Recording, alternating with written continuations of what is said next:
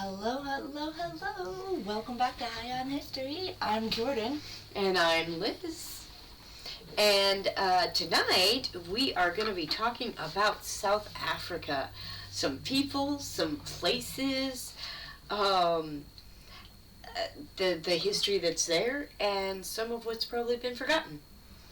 Probably a lot of what's been forgotten. Well, we can't talk about what's been forgotten, but we can talk about, we will be talking about how and why feelings out on there. that topic, yeah. Yeah, for sure. I wanted to start tonight, well, I guess talking about the region. I wanna talk about the people who live there now and how cool they are. Or the Khoisan? The Khoisan speaking people. So that's a group, and it includes two tribes, the San tribe and the Khoikhoi. Yeah, the Khoikhoi, and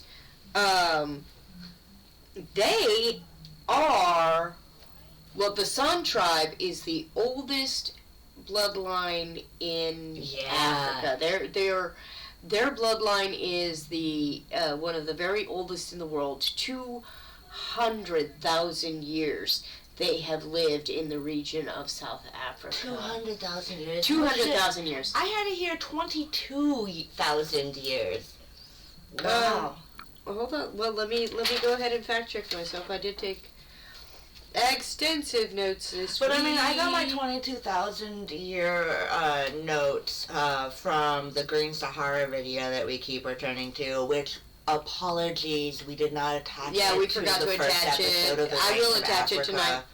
And here this says, together the San and Khoikhoi form part of the broader Khoisan people. Okay. A term that encompasses the diverse languages, cultures, and traditions of southern Africa's indigenous populations. The Khoisan people share a common ancestry, with genetic studies suggesting that they developed from other African populations around 200,000 years ago. Okay, so I guess it doesn't say that they've lived in that area for 200,000 years, but I was pretty sure they had, or 100,000 years. I believe they've been in the area for 100,000 years. Oh, okay. Let me check that. Yeah, no, well, I'm about 22,000 years in the area of South Africa, but I personally believe that they may have even occupied at some point Shimlaka, because it's been occupied for over 30,000 years. And that's a cave where a lot of major languages developed, including the Bantu language, which is a variation from the Khoisan language. Yes, yeah, they're very related. So Bantu is a combination of Niger-Congo click dialect, and then it was also a combination of the Khoisan click dialect, and then Bantu just drops the clicking. Right, and to be fair, even the Khoisan click dialect has dialect within it, because the San tribe and the Khoikhoi do not speak exactly the same. Yep. But they're all those tonal languages. They are all speaking tonal, which is the oldest and language. Those tonal languages do appear to be, this is really fascinating, those languages appear to be the root of the Asiatic languaes, Japanese, Chinese, a lot of languages carry over. And probably have roots in some, maybe has roots in some Native American. So the reason I wanted to start with the San tribe and the Khoikhoi, is because I kind of want to begin where we're going to end. Yeah. So a lot of people actually know these two tribes almost exclusively by the derogatory terms that the white colonialists assigned to them. Yeah. So the Khoikhoi were referred to for a long time as the Hottentots. And the San tribe are actually still referred to as the Bushmen. Oh, Jesus. So yeah, we do know.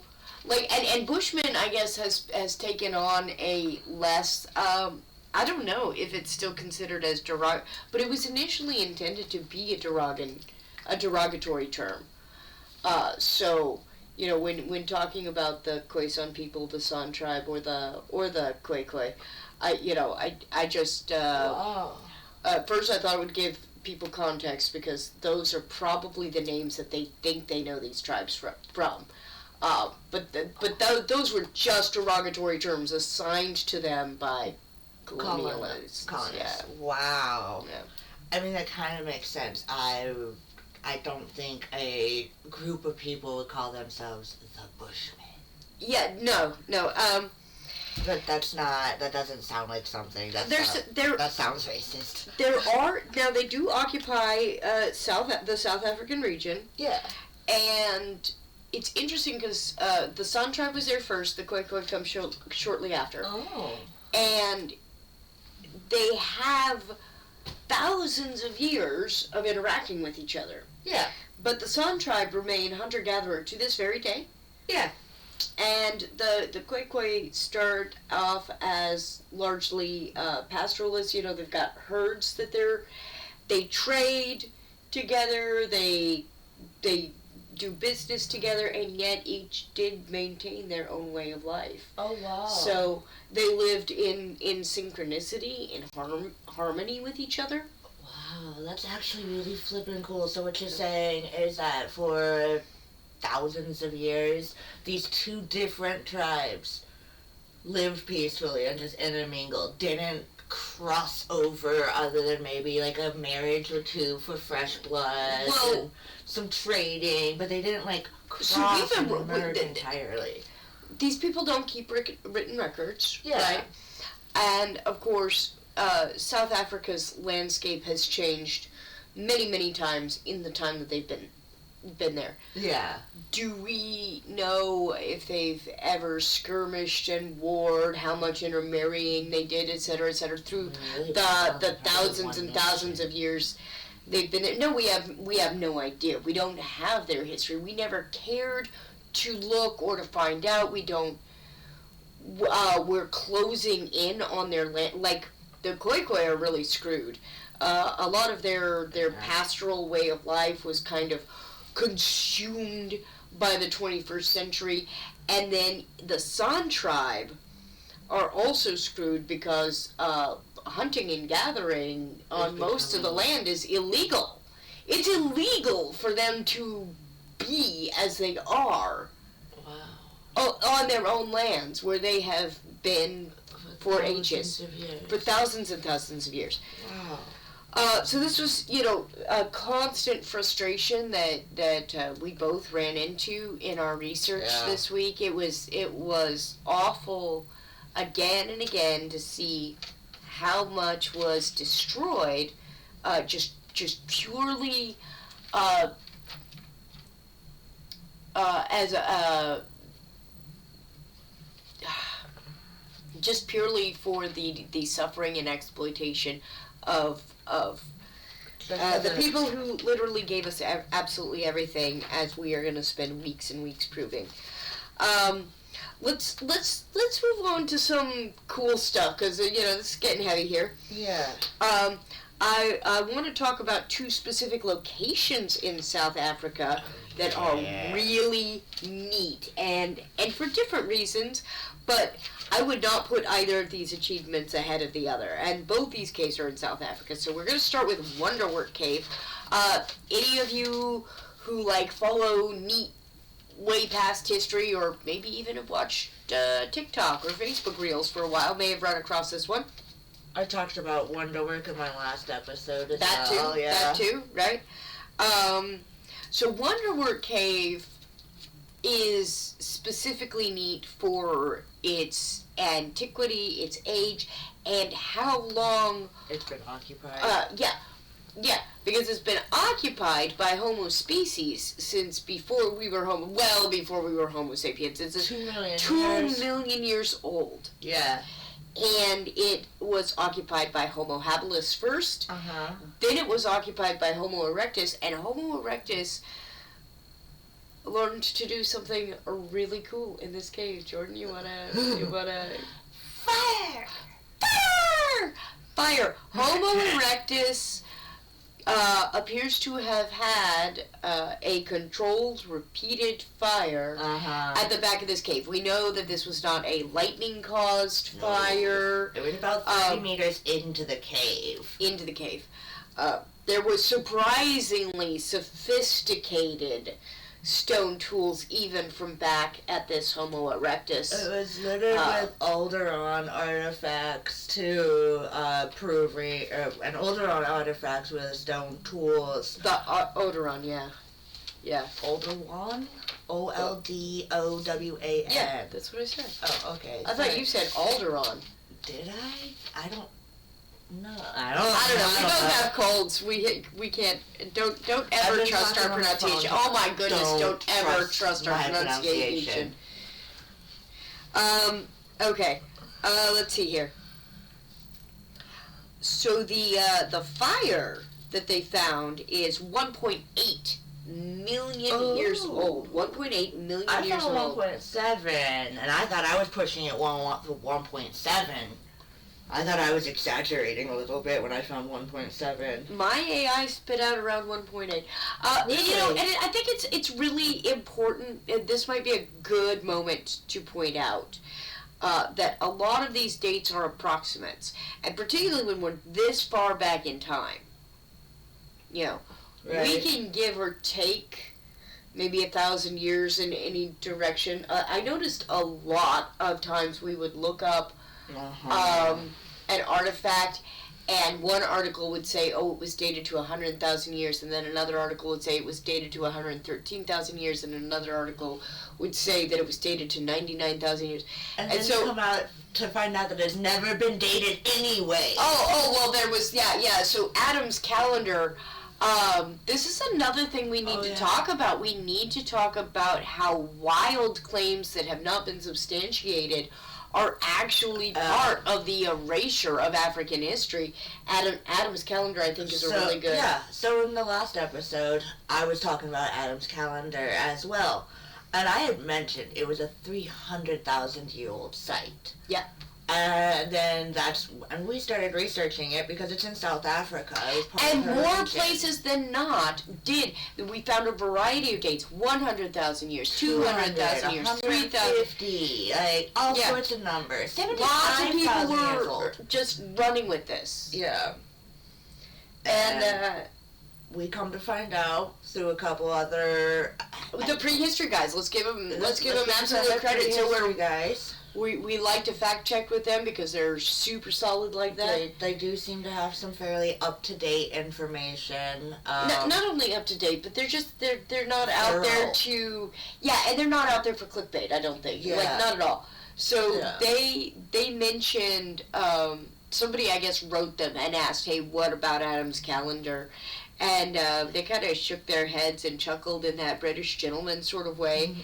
And basically said that their problem was that the claim hadn't been substantiated. It has not actually been dated. It's never been looked at, and the person who invented it was literally looking for discovered it. Yeah, discovered it. It was a claim to fame hound. He had been known to make amazing... Wait, let's stop short of defamation. Did you fact check that? He has been known to make wild claims. His name showed up on a couple other sites, pretty outdated, a couple other researches that I found that have been disproven, that I've had I can't do this for my subject. Yeah. So you got to watch out for that because there's a lot of this claim to fame claim to fame stuff. And then if you go to research some of these sites, this is another thing. I wasn't planning on touching on this quite yet. Yeah. But I guess I'm going to because it actually came up when I was looking for facts about the subject I was just about to talk about, Blombas Cave. Blombas Cave is super cool. Yeah. Super cool. But one of the things that really frustrated me when I started looking stuff up, I ran a YouTube search on it. And the number of YouTube videos that were like, Anunnaki? Anunnaki. It was cringe. So cringe. So here's the thing. It's bullshit. Yeah, I am just absolutely convinced that the entire Anunnaki myth, this whole trying to, again, steal African history from Africa and give stick it in Sumeria, which is in the Middle East the Middle East, right? And it all stems from this incredibly racist, horrendous notion that African Paleolithic African people. Well, actually, they didn't even stick to the Paleolithic, Mesolithic, Neolithic, Chalcolithic, all the way on hundreds and hundreds of years, and they basically said they're too unintelligent to do any of this. Everything in our research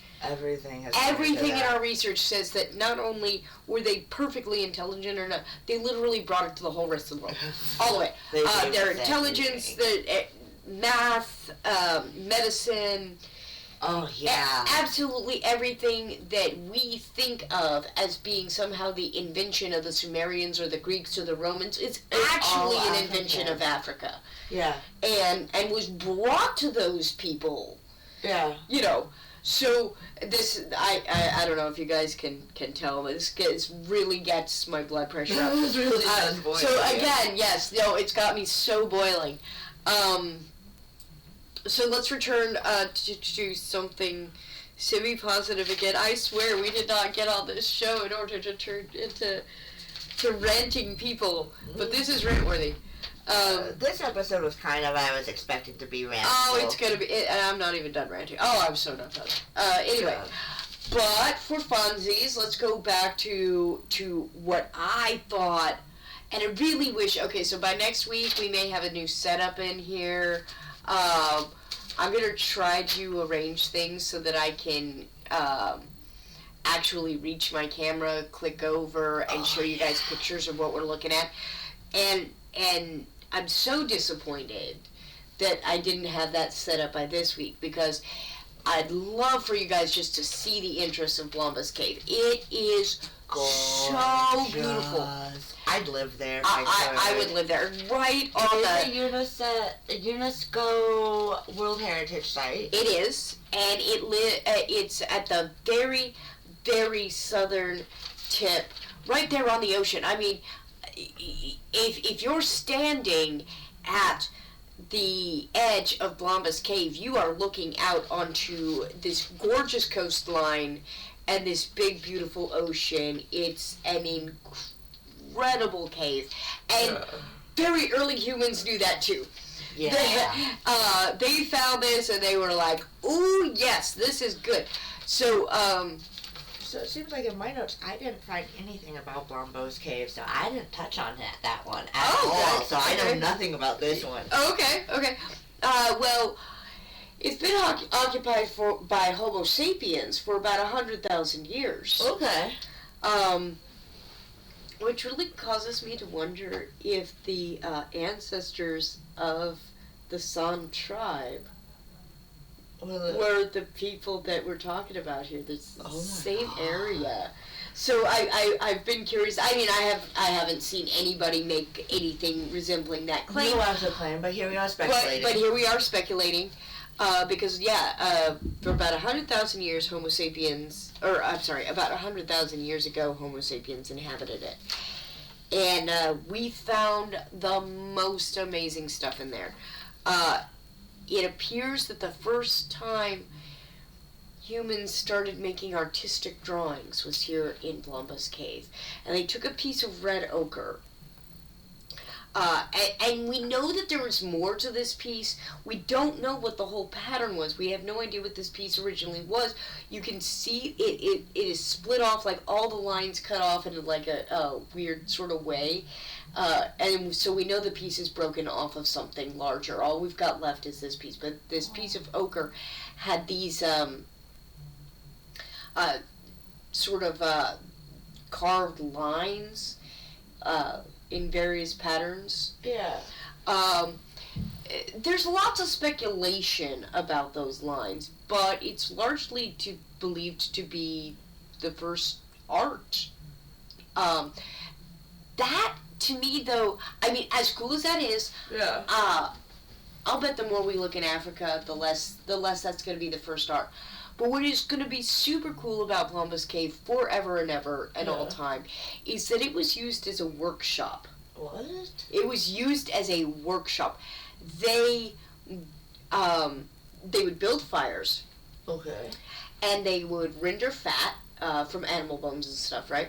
They would render fat, and they would take the red ochre, which is really heavy in iron, that's what gives it its red color, and charcoal, and they would pulverize and mix that all up in abalone shells. Oh, wow. To make red liquid paint. And this is the first time we have evidence of people actually making paint. I feel like I touched on that. I think my information combined Wonderwerk Cave and Blombas. I feel like I said something. I might not have said something in the last episode. It sounds familiar to me, though. Well, we watched that documentary together, and I was just blown away. Yeah, and I was just blown away because they ground that up, and we don't know whether they were painting themselves or whether they painted other things, but they were definitely making paint in there. And we learned a bunch of stuff about their diet. So at this point, human beings know there were very sophisticated tools. They were eating a variety of grains, a variety of land animals. So they were definitely hunting and gathering. They were also eating fish. They were eating fish. They were absolutely using the ocean. So they knew how to, probably make a net then at that point. We don't have any evidence of how they fished. We have the fish bones. We have evidence of them eating and digesting. I don't know exactly what that. I did not look. But yeah, we know that they were eating. They knew to have a wide variety in their diet. Okay, cool. And then also they had shells and adornments. You know, these people were starting to adorn themselves, dress themselves up. So that makes Blombas Cave just another amazing. How old was the people living in Blombas Cave? 100,000 years ago. What? Right around the time I said the San people got there. That's crazy because Mayaterian people in North Africa at the same time as doing this. Oh! Adorning themselves with shells and stuff like that. Yep, right there at the 100,000 mark, yeah. Yep, right there at the 100,000 mark. They're doing the exact same thing on the opposite side of the continent. Oh, that's amazing. That is so cool. That is so cool.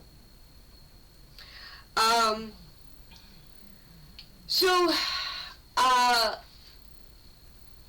that was the fun stuff. And we're going to add in an extra little episode, a shorter episode about the Yishengo bone separately, which does deserve to be covered. It's also from South Africa, but it's dated to 23,000 years ago, so it's a little bit further ahead in time, and so we're just going to give it its own little thing. We'll be moving to other parts of the continent, but before we go this evening, I need to rant just a little bit longer. I kind of agree. I feel like a lot of South African history got robbed and just completely erased. And not just South African history. Everywhere we went. All of it, we kept running into that wall. We kept running into, we're not there yet. I guess we're going to get to some preview information. At some point, we're going to cover Great Zimbabwe. I can't wait. And it's going to be a wonderful, oh my God, we're going to have fun with that. But part of the story of Great Zimbabwe is how it was denied as being an African city at all. Over and over and over again, when white archaeologists and white anthropologists and white naturalists and various scientists and stuff, in order to continue to justify the economic exploitation of Africa, it's people, it's land, it's resources, but specifically it's people. Yeah. Every time we would find something cool that Africans built, we would claim that somebody else built it. We Arabians, Byzantinians, Romans, Mesopotamians. they completely. So, really a lot of African sites that are now considered, definitely African and certainly worth preserving and further study, and we are studying some of them. Trying. Many of them were discovered because white anthropologists were out there looking for the lost white tribe of Africa. Yeah. And they did this because it was they just the thought of it. They were so racist. They were so hell-bent on it. And they needed that. They needed that narrative so that they could justify what they were doing to this is our land, not the people yours. who gave us absolutely everything. Yeah. So, by the end of this week, we discovered Africa gave us her land, her riches, her blood, her genius, her literal genius, her art, her engineering, her mathematics, her medicine, her architecture, and we have done less than not even say thank you. So, I'm going to shout out some names of some of the vendors who really damaged this story. But just so you know, if you go and you look at various histories, even on YouTube, right now, you're going to find histories that show you, first of all, very European-looking Sumerians. Mm-hmm. And part of that is because they literally took images of other peoples that have been passing them off as Sumerians for so long now. That was really stunning to find out, I thought, Yeah. Also, I don't know, I am so naive. I am so naive sometimes. So, you know how all the old statues, so many of them, their noses or faces are broken off? Yeah. And, I legitimately believed most of my life that was just, weathering, old treasure hunters. Why Maybe they'd been done in ancient wars. Well, it just never... I mean, the nose is kind of a protrusion, so I figure, if somebody's going to be throwing rocks over the walls or whatever, that's the thing that's going to go, right? Busted off, too. I get it. But, I never thought, I didn't realize how much of that, all of it, was deliberate defacement. Uh-huh. And that defacement was done to attempt to wipe black features off of the faces of this important artistic work so that you would not know they were black. That black people were a part of the story. Yeah. You were never supposed to see that, and so they wiped off noses, they completely erased faces. That is not erosion. That was deliberate, racist destruction. It was pure destruction. It was destruction of our heritage. It was an attempted cultural genocide, and honestly, an effective one. Yeah. It's an erasure of world history. It is an erasure of our heritage of people who live on this planet. Everything. And that phrase that we heard over and over again this week. History makes sense when you stop leaving Africa out of the picture, and it really does in so many ways. Yeah. So I wanna hit on some key figures. Samuel George Morton, sorry. And this is a walk of shame list. These people are not being shouted out because they're being called out for being terrible. Big middle finger to them.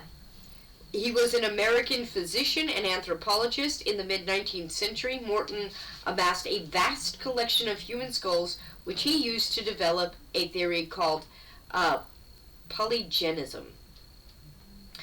I think many of you may have heard of this before, but basically the idea was that the size and the prettiness of the skull was somehow a determination of brain size, and brain size was a determination of intelligence. So first, it turns out not only is brain size not a determination of intelligence, but even if it were, slightly smaller brains might actually be slightly smarter than slightly larger brains. That's still not really the determinant factor. But smaller brains do have less surface area for the neurons to have to fire across, so Right, that makes sense. They might make connections ever so slightly quicker. And he wound up actually, like his perfect white person's skull didn't even turn out to be an actual white person's skull, and he picked it because it was pretty. Yeah, right. Yeah, so he was a horrible human being. His work was widely influential, and his theories were used to justify slavery and segregation in the United States. Oh. So, Eternal Walk of Shame, Samuel George Morton. Also, another Eternal Walk of Shame for Charles Hamilton Smith. He was a British naturalist and ethnologist. He came up with, and I should have looked this up. You only want to dig so deep into the dirt sometimes because, I don't like digging into disgusting racist stuff. It's disgusting. Right. But he came up with a proponent called the Hermetic hypothesis. Oh, geez, that sounds bad. Yeah, it posited that African cultures were the result of external influence rather than indigenous developed. So basically he said, what we do find in Africa, other people brought that to them. They couldn't have possibly done it themselves. Yeah. Wow. Turns out that's exactly the other way around. Yeah. What I found. That theory was used to deny the agency and creativity of the African people, reinforcing the notion that they were incapable of achieving greatness without external guidance. And there we get to that whole Anunnaki myth again. So, the whole Anunnaki legend posits over and over again, humans could not have possibly built something this advanced. So they must have had extraterrestrials or angels or something come and show them how. Mm-hmm. And the only reason that anybody could possibly buy that theory is if they just ignored the 200,000 years ago, 200,000 years worth of African advancement, slowly but steadily actually getting us to these points. And they did, and there is a progression of that. Anybody who claims that, there's no logical progression. There absolutely is. Look at that. They're absolutely wrong. Now, I think most of those people are wrong without knowing that they're wrong. They're repeating things. The fairy tale is fun. Mm-hmm. They're not doing all the I don't think the vast majority of them, I think, and that's kind of why we're pointing this out. I think a lot of people don't have any idea how racist it is, how insulting it is. So here's the other thing, it is insulting to humanity to claim that aliens had to make us what we are. Right. Yeah, that's not the case. Awesome. Yeah, we are, in fact, on our own planet, species. An amazing species. We are that cool. Yes, we did these things ourselves. There's a logical and clear progression of how humans made not big leaps, you know. No, it's it was little leaps here, little leaps there, little leaps there. Process. And cooperation, sharing, trading, being in different places, living in harmony generally with each other. Yeah. And it appears that there was quite a bit of going on about that. So, I mean, I'll be talking about that kind of stuff in my next episode with the Atarian and the Mousterian cultures. So yes, Eternal Walk of Shame, Charles Hamilton Smith. And another Eternal Walk of Shame, eternal. Eternal, forever and ever. The French anthropologist Georges Cuvier. He played a significant role in perpetuating racist views. His work was on the classification of human races. What? Yeah. What? That's a thing? Yes. Yes, he was notorious for his dismissive and dehumanizing attitude towards African people in particular.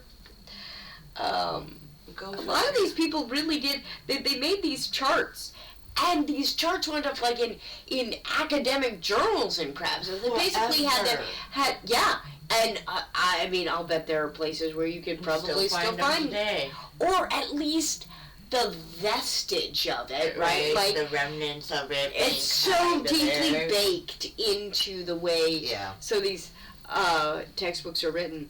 Yeah. But they basically, had Caucasians, white people, Europeans. They had white Europeans at the top of the list, and everybody else was supposed to be which is bullshit, because we don't even show up as white genetics until 3,000 years ago. We were actually the youngest. 5,000 years ago, sorry. Yeah, we were actually the It didn't spread for 3,000 years ago. Race on the planet. Yeah, absolutely. So, and I guess never mind. So Eternal Walk of Shame for French anthropologist Georges. I'm sure I'm not pronouncing that right. Georges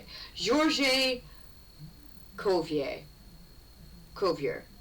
I don't speak French. Sorry. Well, you know what? He is not worth pronouncing his name right because he was a jerk. And you yell at me about pronouncing people's names right. And not bona fide racists. Some of these people were jerks. Okay, well, new rule. If they're an unapologetic racist, it doesn't matter if we get their name wrong. Yeah. Or bigot of any kind. Okay. Deal. And okay, another walk of shame. German anthropologist Leo Frobenius. Leo Frobenius, early 20th century. Wow. So here we go, 1900s. He emerged as a key figure in the field of African studies. It does say here that some of his work was groundbreaking, but I ain't giving anybody who's a racist any credit at all. He perpetuated the idea that African cultures were all static and unchanging. So by the time he gets around, basically Africa's been destroyed. Groundbreaking is that they're just static and unchanging. No, he did. It said he did different groundbreaking work on their cultures. But here's the thing: by the time he shows up, Africa's basically been destroyed, and now he goes in there and he looks around and he goes, "Oh, these people haven't changed for thousands of years. They just didn't change at all." Anyway, I suppose that's easy to do when you completely arrest the development of an entire continent by. Well, not just raise the entire continent by robbing it blind for hundreds of years. So yeah, Eternal Walk of Shame for that jerk too. And I think that probably is going to do it. There are others. We're gonna walk of shame a lot of archaeologists, and we gotta be careful about this too, because a lot of times when we use the word archaeologist and we're referring to people in the 1800s or even the early 1900s, they were not archaeologists, they were treasure hunters. Yeah. And even the ones who have, actual bona fides just pretty much walked in there, robbed a bunch of treasure, and the responsible ones sent it to the British Museum. Locked it away in a vault. Locked away in a vault. It might as well still be buried. Yeah, they never they don't use it to educate the public. They barely want to take it out. They want to deny They are hoarding treasures that never belonged to them. Yeah. And they're robbing an entire continent and many, many, many cultures worth of people. Ancient people. Spoiler, they blew the fucking tops of the Nubian pyramids right off with dynamite because they were looking for treasure. Sorry, spoiler alert for 6,000 years from now. Yeah. But, just to put an example on, what we've been doing. We literally just to look for treasure, blew the tops off of pyramids that predate the Egyptian pyramids. Yeah. Oh, wait till we tell you what happened to the capital city at Great Zimbabwe. It's the worst travesty. It's one of the you know, people get sad about the Library of Alexandria, and but that happened probably from a natural disaster, right? Or was it war or natural disaster? I don't know. I think it's a combination of things, but we'll get to that when we talk about we'll get to that point in history. But Great Zimbabwe, what was left of it was ransacked and destroyed purely for European greed. Yeah. And to prove a false theory, and it's just, it's such a travesty. We'll get to that story. It's centuries away, actually. We won't get to that story anytime soon. That's why I wanted to bring it up now. Before we go, you want to tell us where we're headed next week? Next week, we head to Northwest Africa, where we are exploring everywhere from the Cameroon up to Morocco, all the way to western Libya. We are getting some amazing information on climate, DNA, and I will also be exploring some beautiful cultures and the development of languages as well as early rituals of humanity. Since I've been down this rabbit hole for a couple you've been putting your heart and soul in it. If you pay for our subscription, if you eventually pay for this, you'll get a video clip of us talking about some of the rabbit hole I've been down. I've been really dumping my heart and soul into this. I don't think we have paid subscriptions set up yet. No, we don't. But that will be a thing. But we will. And that, like, I have found so much. I have really, like, we are talking about rewriting history. I'm going to start filling in the story now. Right. Yeah, no, we're definitely at that point. It's time to start filling in the gaps and telling the story. Tonight was a rant about our struggle. Yeah, and it's a rant. Story. It's a rant we'll be on again. And we did want to show you some of those really beautiful. So South Africa is gorgeous. It is beautiful. Its people are the oldest in the world, and it has earliest signs of fire and the development of art. Yeah, the development of art, the development of a workshop. Yeah. It's like so join us next week for the continuation of this development. And don't forget to hit that like, subscribe, share, leave us a comment if you love what we're doing. I know we love what we're doing. We love what we're doing. We're having an absolute blast. We basically don't do anything else right now. If you really want to help us out, hit that like button. My New Year's resolution is to hit 100 subscribers. So come on, guys, make my New Year's resolution happen. Yeah, hit that like button. You do that. Share us. Share. Yeah. Get us out there. Help us hit that 100 subscribers. That's my goal. So far, every time I post a video, we've been gaining one. At least one, yeah. We're small. We have no history skills whatsoever, but this is an adventure we love. I wouldn't say no history skills. We don't have the degrees. We have no degrees. We have no degrees. And we will be working on improving the video quality continuously, as we have no degrees in that either. Yeah, but we do have some ideas. Things are going to get better. Hopefully, we are working on improving sound and video quality. And hopefully we will have some photographs available for next week's episode as well. That is the big hope. And that's we our big want to be able to show you weekend. guys some of the amazing things we get to look at while we're on this journey. Yeah. So hopefully we'll have some photos, and we'll make sure we're able to show some of the photos from this episode as well, just because Wonderwerk Cave and Blombas Cave definitely do deserve a peek at if we're able to. I think they're gorgeous sites. And so with all that being said, let's join us next week. Yeah, thank you so much for being here. Bye. And live long and prosper.